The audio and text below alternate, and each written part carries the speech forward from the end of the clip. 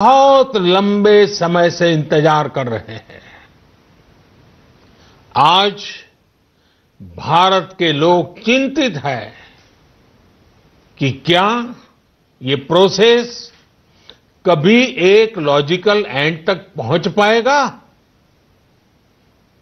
आखिर कब तक भारत को संयुक्त राष्ट्र के डिसीजन मेकिंग स्ट्रक्चर से अलग रखा जाएगा। एक ऐसा देश जो दुनिया का सबसे बड़ा लोकतंत्र है, एक ऐसा देश जहां विश्व की 18% से ज्यादा जनसंख्या रहती है, एक ऐसा देश जहां सैकड़ों भाषाएं हैं, सैकड़ों बोलियां हैं, अनेकों पंथ हैं, अनेकों विचारधारा हैं, जिस देश ने सैकड़ों वर्षों तक वैश्विक अर्थव्यवस्था का नेतृत्व करने और सैकड़ों वर्षों की गुलामी दोनों को जिया है। अध्यक्ष महोदय, जब हम मजबूत थे तो दुनिया को कभी सताया नहीं। जब हम मजबूर थे तो दुनिया पर कभी बोझ नहीं बने। अध्यक्ष महोदय, जिस देश में हो रहे परिवर्तनों का प्रभाव दुनिया के बहुत बड़े हिस्से पर पड़ता है, उस देश को आखिर कब तक इंतजार करना पड़ेगा।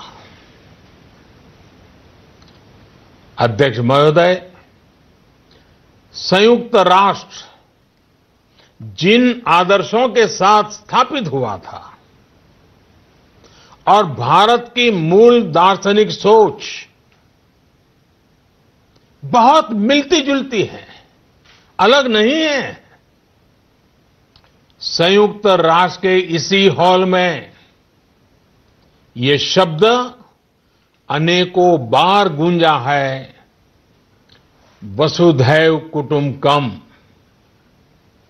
हम पूरे विश्व को एक परिवार मानते हैं।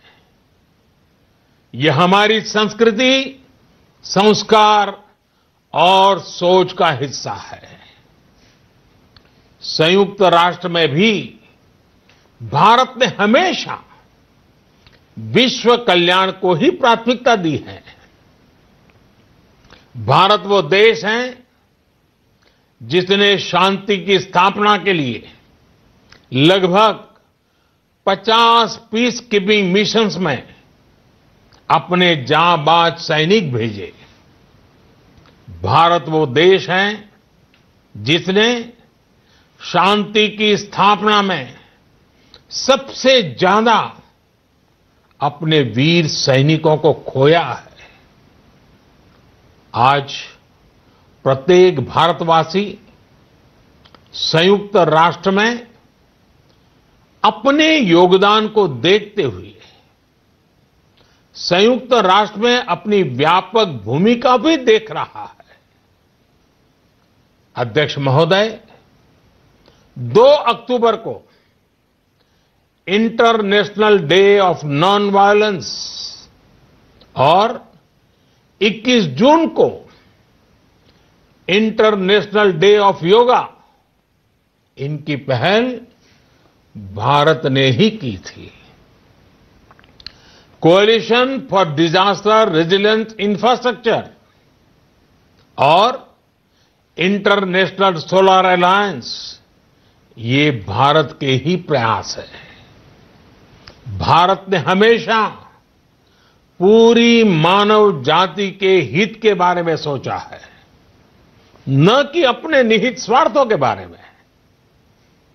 भारत की नीतियां हमेशा से इसी दर्शन से प्रेरित रही है।